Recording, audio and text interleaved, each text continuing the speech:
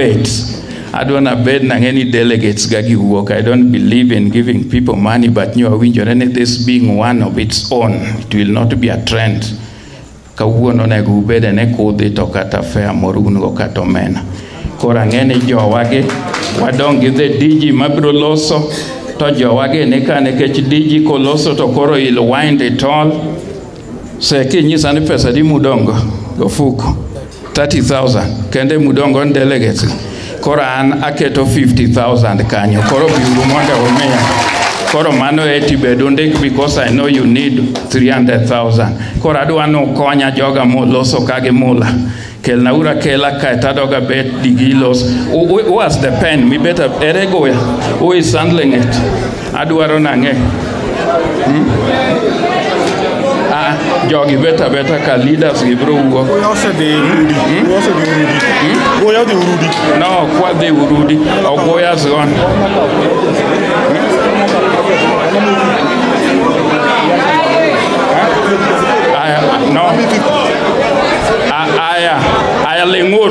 We want to order ungeni DG podoko loso or I stop the exercise.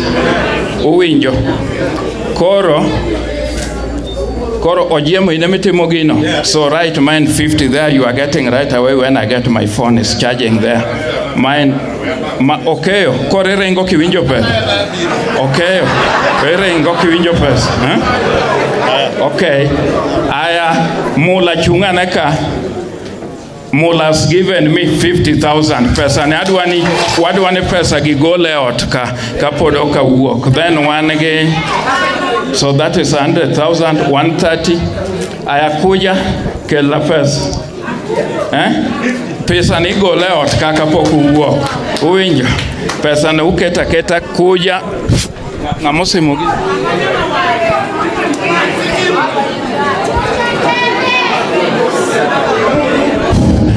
Adui nyang ogolo 10,000 osegolo cash. Thank you Nyakewa. Ero kamano. Aya kujo wacho nadi biwach ka kichunge batha. Kira wach na wacho dhogi. Wacho nadi 50 eh? 50 shillings. 50,000. 50,000. Bas bedi. Ugolo kanyo kobet. Aya vendadi chungi. Chungi.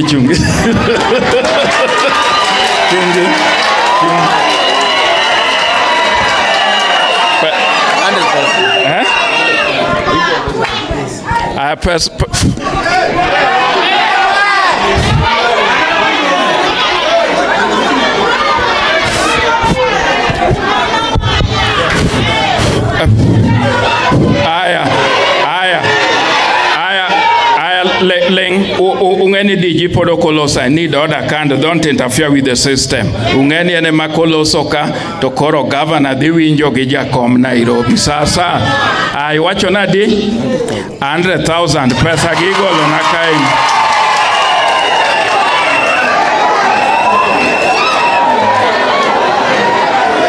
Manadi. Aya podan ge shortfall. Aya.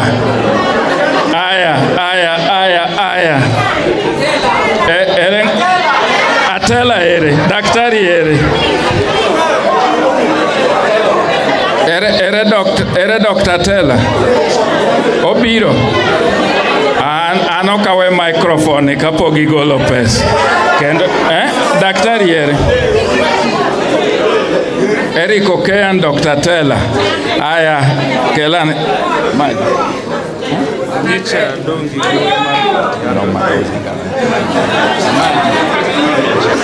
Dr. Atela, my brother, 100,000.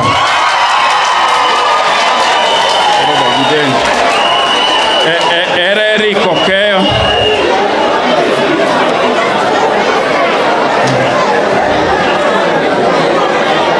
That Marokeno is 10, Mar Adu is 10,000. Aya.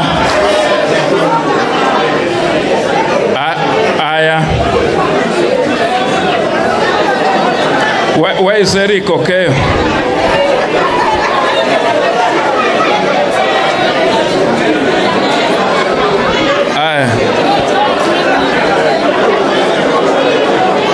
Eric okay.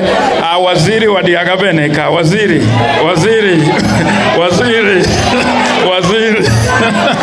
Waziri chunge miya gima ntie matin. 20. Aya, arita kwe. Ungena arita kwe tinde onge serikal. Maro Uhuru Chemno osiepne 20,000. Makofi ya kilo.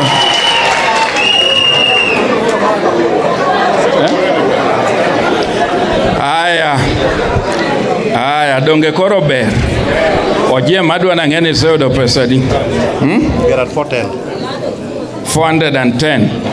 So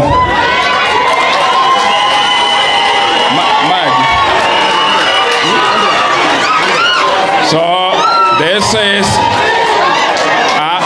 100,000 from Vendadi.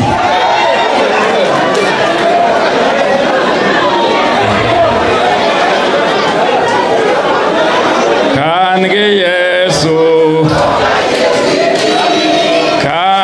Yesu.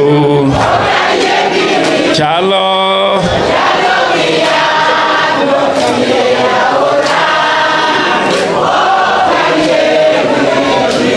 Kata yembe yuko.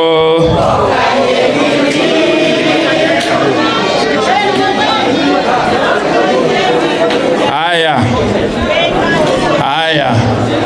Koro apane kora we diji biro golo mare kotieko loso winjo. Koro uchikitu kora adwa donjo kacha pesa gi awacho ni donka.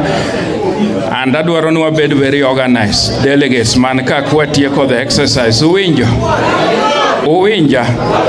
Because you know we have the main thing at Urudi.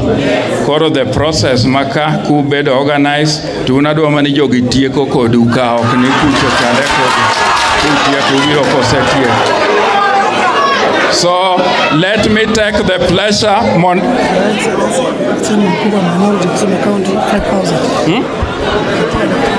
Yeah.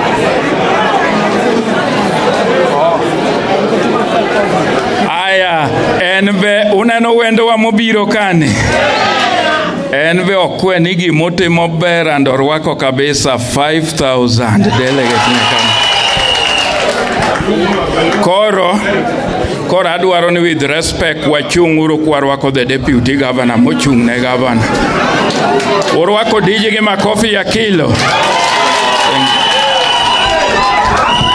Beduro pin koro.